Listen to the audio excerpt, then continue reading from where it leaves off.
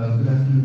Thank you all for this wonderful opportunity, especially Professor Soraya for organizing this enormous event, and Professor Etienne Balibar. It's an honor to be here and be able to confront with some risky propositions. Let me start by saying the following.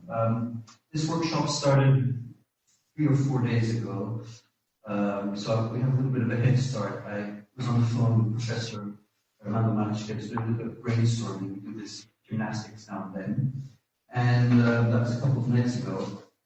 And the following morning, a brain and breakfast correlation proposed by him. We did not sleep together. We did not sleep together. It struck us as possibly being one valid path to commence a set of incomplete statements. So it's a Balibar Berlin, Isaiah Berlin concoction. Etienne Balibar, Isaiah Berlin. So that is the duo. But what happened was the following. A correlation that could connect the grand issue of equal liberty present in Professor Balibar's work and Isaiah Berlin in his 4 essays on liberty, and particularly the possibility of the desirability of distinguishing in the realm of political theory between positive liberty and negative liberty. But then something happened. I got carried away, my mind drifted, and I stumbled across something I would designate as positive equality and negative equality. And assuming the risk of stating that negative equality is most likely stronger than positive equality, if we take on Niklas Luhmann, for example, and especially if we link the idea to the geopolitical reality of inclusion and exclusion, taking the Uber example of the refugee crisis and the constitution of physical camps as an anthropological entity based on an undesired principle, universal or not, of negative equality.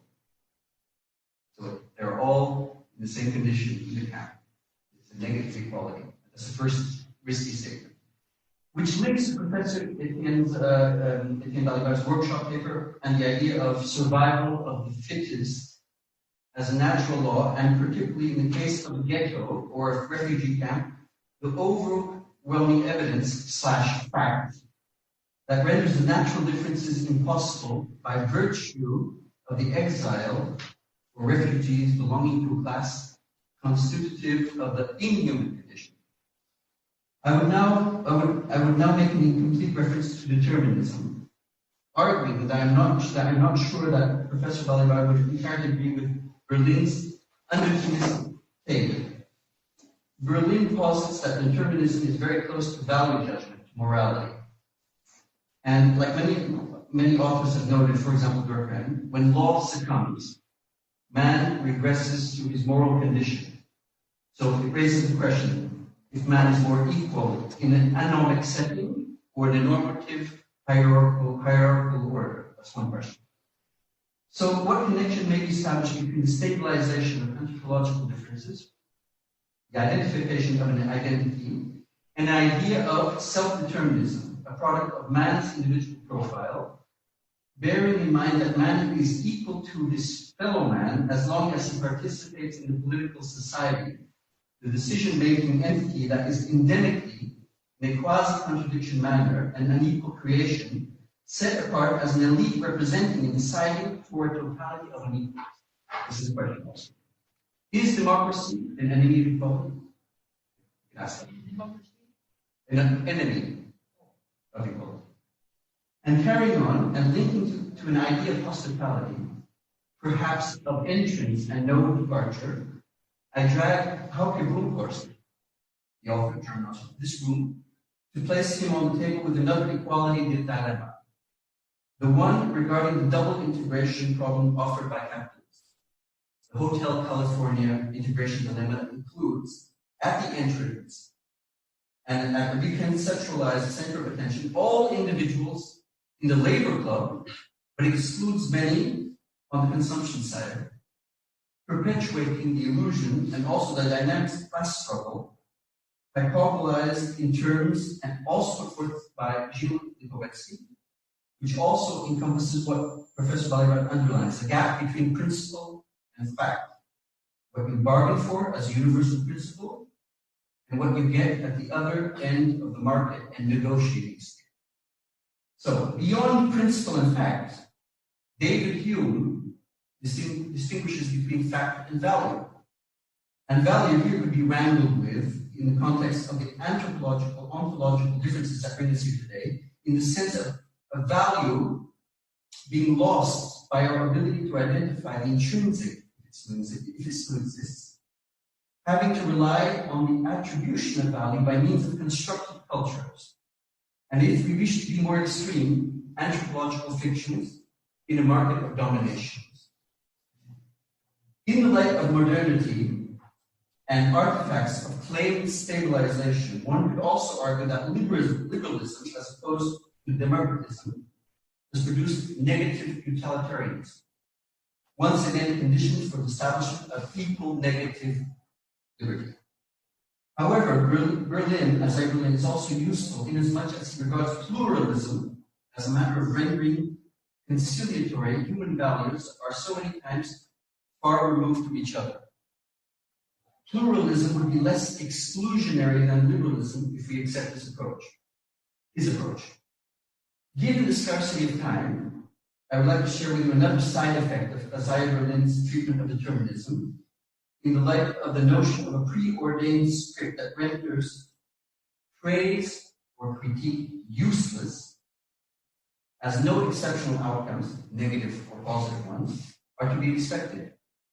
Which brings me to the matter regarding linguistic tribes or anthropological semantics. This is the sense that the very term equality has been fished and translated into a form of praise, as opposed to discrimination that entered discourse and formation of will as condemnatory of political agency.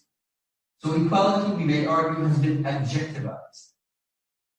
Reading the vastness of Professor Balibar's thought-provoking paper and reflecting on otherness and alterity, I would offer a risky proposition of particular universalism, in the sense that as we move from one setting to another, carrying with ourselves what we designate as identity, we shift and adapt the definition and materiality of that concept throughout the largeness of the universal time and space, rendering attempts of stabilization contradictory and ingenuine. In a couple of words, maybe fittingly, we are only partially identifiable.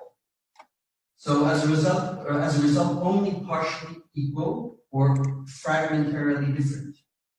The third actor, coming to an end, that lives between equality and discrimination is the relation entity, which seems to have superseded, become above the antinomic order of universalism in the sense that it arrives prior to the establishment of antagonisms, as if we could preventively be laying down a grid of neo-communities that are pre-anthropological, and perhaps due to the fact that universalism, domination, and exclusion are implicit before they arise to shock and confound us.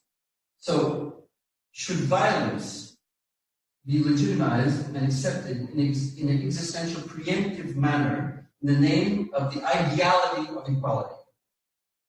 Are we not, in contemporary times, facing a form of intersectionality, one that binds and hybridizes equality, discrimination, inclusion, and exclusion in one package?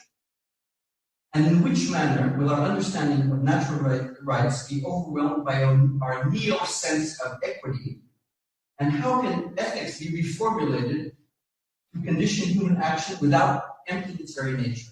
And to finalize, can or should differences be dehumanized, as they seem to be a category constructed by means of a set of outer academic and theoretical features that make us wonder about their intrinsic validity?